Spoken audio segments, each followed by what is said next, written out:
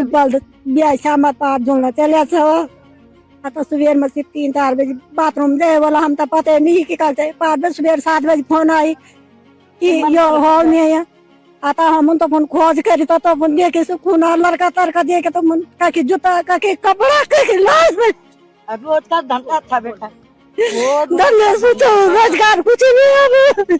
रुद्रप्रयाग में गुलदार के हमले से फिर एक व्यक्ति की दर्दनाक मौत हो गई है। पहाड़ों में आए दिन गुलदार और मानवीय संघर्ष की घटनाओं में स्थानीय निवासियों की लगातार मौतें हो रही हैं। रुद्रप्रयाग जिले में एक वर्ष के भीतर ही 4 लोगों की मौत हो गई, वहीं लगभग 12 लोग घायल हो गए। डीएफओ रजत सुमन ने बताया कि बुधवार सुबह 5 बजे 55 वर्षीय ग्रामीण मनवर बिष्ट अपने घर से छानी यानी कि अपनी गौशाला जा रहा था कि अचानक घात लगाकर बैठे गुलदार ने हमला कर दिया और मनवर को उठाकर ले गया, जहां गुलदार के हमले में मनवर की मौत हो गई। गुलदार और मानवीय संघर्ष में लगातार हो रही मौतों के कारणों का वन विभाग अभी तक पता नहीं लगा पाया है। इस वर्ष एक ही गुलदार को पिंजरे में अभी तक पकड़ा गया है, जिसे बाद में रेस्क्यू सेंटर भेज दिया गया। वहीं वर्तमान में क्षेत्र में अभी 4 से 5 गुलदार सक्रिय हैं। गुलदार के हमले के बाद क्षेत्र में डर और दहशत का माहौल है। हमेशा यही धंधा था उसका, हल्का गरीब आदमी था, सुबह जाता था, मेरे सामने बैल ले गया वो तो सुबह रोज ही जाता था। अब सुबह उठा होगा वो तो घर वालों को क्या पता। जब वहाँ से फोन आया कि कहाँ गया है भाई ये, तब इन्होंने ढूंढ खोज की, तब पता लगी कहाँ गया सारे गांव में कहाँ गया ये हुआ। और जो है शिक्षित लड़का है, हल लगा के पढ़ाता था वो, अब कहाँ से पढ़ाएगा वो, उसको कहीं भी उसको नौकरी दी। तो जिस तरह से पहाड़ों में लगातार गुलदार की आतंकी घटनाएं बढ़ रही हैं और लगातार हमारे लोगों की इसमें जाने जा रही हैं, बहुत दुखद घटनाएं हो रही हैं। और आप देखेंगे पिछले दिनों जखोली क्षेत्र के मयाली में भी इस तरह की घटनाएं हुई थी और भी पहाड़ी हिस्सों में ऐसी घटनाएं लगातार हो रही हैं। तो इसके पीछे क्या कारण है इसको समझना होगा। हमें लगता है कि वन विभाग द्वारा आदमखोर जो गुलदार रेस्क्यू किए जा रहे हैं उनको पहाड़ी क्षेत्रों में छोड़ा जा रहा है। आप देखेंगे यहाँ पे बड़ी तादाद में बंदर, लंगूर, ये भी एक तरह से आदमखोर होते जा रहे हैं, ये भी किसी पर भी अटैक कर दे रहे हैं।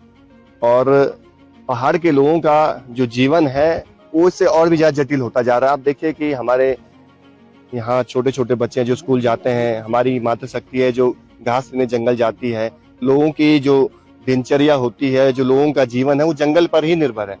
अब जंगलों में आदमखोर गुलदार होंगे तो उनके जनजीवन जो पूरी तरह से प्रभावित हो रहा है, तो इस क्षेत्र में भी प्रभावित हो गया। तो हमने डीएफओ साहब से कहा है कि आप जल्द से जल्द गुलदार को आप ट्रैंकुलाइज करिए, इसके साथ ही साथ शूटर बुलाने की आवश्यकता है। यहाँ सुबह खाना खा रहा था, उसके बाद भाभी जी आई हमारी, तो उन्होंने लगाया कि उन्होंने कहा हमें कि इनके कपड़े पड़े हैं, उनको ढूंढने चलते हैं।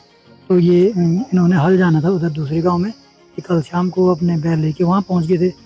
तो घर वालों ने सोचा कि वो सुबह निकल गया होगा, तो भाभी जी घास के लिए जा रही थी, उन्होंने वहाँ पे उनके कपड़े देखे हमें तो आइडिया लगा कि ये माने दुर्घटना हो गई होगी। तब उन्हें वहाँ पे खून के स्पॉट मिले, में हम उनको ढूंढते हुए तब आए, फिर हमें पता चला तब बॉडी मिली। और देखिए इमीडिएटली तो ये कि जो हमारी प्रोटोकॉल्स हैं हमारे इसमें कि जैसे इनका जो मतलब पंचनामा वगैरह जो यहाँ की लोकल पुलिस है उनके द्वारा हो चुकी है, पुलिस क्षेत्र है, देन इनका जो कंपनसेशन अमाउंट है इस चीज़ में भी प्रक्रिया मतलब जो शुरू हो चुकी है वो है। दूसरा हम इमीडिएटली कॉन्फ्लिक्ट एनिमल को रेस्क्यू करने का यहाँ पे प्रक्रिया शुरू की जा चुकी है।